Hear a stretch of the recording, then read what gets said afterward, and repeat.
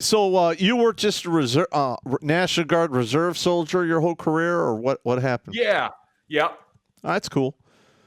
You do any deployments? Yeah, so I Saudi Arabia in 91, Kuwait in 2005, which was dangerous as fuck. People underestimate Kuwait. Yeah. So the internet crashed once. I almost died of boredom. And another time I got a paper cut and almost fucking bled out. I mean, that place is fucking dangerous, right? And then in 2011, this fat, ugly fucking major at Camp Attlebury, Indiana. I've been there many times. Go over and be part of a provincial reconstruction team going to Logman Province. This fucking cunt gigs me for having Category 3 hearing. And I'm like, bitch, it's been bad since 1991. The Army's the one that fucked up my hearing. And when I got back in after 9/11, the old fucking doctor down at the MEPS, he said, hey, your hearing's kind of fucked. And I said, yeah, it's been bad since my first enlistment. He goes, oh, your prior service? Don't worry about it. And he fucking pencil whipped it right on the spot. Yeah, I mean that's what they should do for a lot of the minor bullshit. This fat, ugly nurse corps major fucking gigged me and knocked me off the MOB in 2011, so I didn't go to Afghanistan that year. That kind of sucked. So I felt like a bench warmer, and it kind of annoyed me in a way, but in another way, I'm like, fuck it, especially after 2021. It's like, we had guys that fucking bled and fucking died there for what, man? Just to fucking bail and leave all their shit behind. So yeah, I know. Yeah, it kind of blows. That was fucking reprehensible. It is. Yeah. All right, now here's another thing that I want to know if you've seen a lot in I've seen it on active duty more than in the reserves, but like we have a volunteer army, right? And most of the people who enlist for the volunteer military came from families that had prior service individuals. All right. Now, I've seen this quite a few times where you get a battalion commander doesn't like somebody for whatever reason, and literally they block them from reenlisting without even putting in, a flagging action or any kind of explanation. And there's no recourse. The guy's even if he had like 15 years in, fuck you, you're out. So all of that time is wasted. All right. Now, you can only do that so many fucking times before you get like the guy saying, don't enlist, it's not worth it. And we're seeing that now, along with toxic officers, incompetent NCOs. And listen, I'm just telling you the truth. In my 33 years, I served alongside probably a couple thousand officers.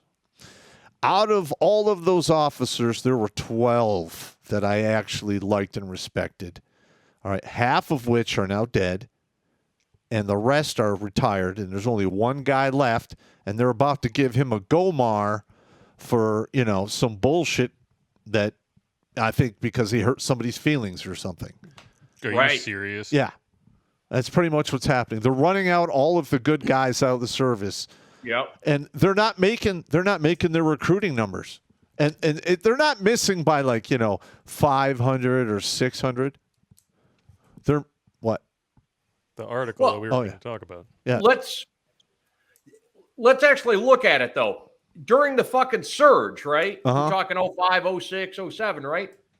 Were we having the same trouble hitting our fucking numbers? Fuck no, because we had men that wanted to fucking do the American thing and stomp some ass. Yeah. And now all they want to do is fucking pack some ass. So, it's a generational thing. Society's gone downhill.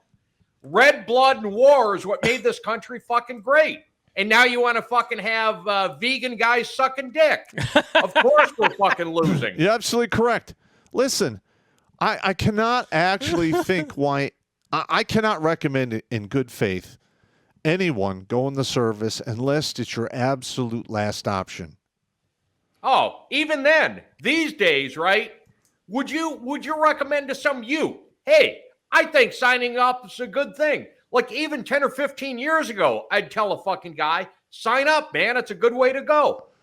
But now, fuck no. No, I can't do it. Especially when they're treating they treat a volunteer force like a bunch of guinea pigs. All right. Then you have toxic leaders, incompetent NCOs. You have this affirmative action diversity hire bullshit. Listen, when I got promoted because I was the best dude for the fucking job. I beat out all of my peers to get promoted. That's the way it should be. You shouldn't be promoting people into leadership positions because of what they have or don't have swinging between their legs or the color of their fucking skin. You're destroying the force. I believe they've already destroyed the force, to be honest with you. Well, and let's back it up to 2020. 2020, scamdemic starts. We've got senior Army leadership and DOD in general, right? Yeah. They're acting like scared little fucking bitches. They act like this shit was deadlier than fucking Ebola. It fucking wasn't. Okay, unless you cram like 50 fucking old people in a room that holds 20 motherfuckers, and then you wonder why they catch the shit. And most of them had comorbidities. Yeah. I mean, who the fuck died of straight out fucking COVID? Hardly fucking anyone. Well, I mean, this whole some fucking people thing. did. And they had us wearing bitch masks for 2 motherfucking years. For 5 months, we couldn't even assemble to fucking train because it was unsafe. Get the fuck out of here, you fucking cockchuggers. Absolutely correct. I couldn't have said it any better. I don't know, man. There was no one full bird or above at the time that are respected. Like anyone that was full bird or above was part of the fucking club. Okay, what they wanted to do is keep themselves safe. And what they would do is not allow you to train. You had to do ETPs all fucking day long, exception of policy, just to assemble. And then they would push blame down to the company commander that had the balls to sign saying he was accepting the risk for this deadly fucking pandemic. Get the fuck out of here. Watch Grunt Speak live every Tuesday and Thursday at 8 p.m. Eastern. And if you want to join Pop for Supporter Sundays, go to redonkulous.com/donate and make a monthly pledge. A link is in the meat caser box.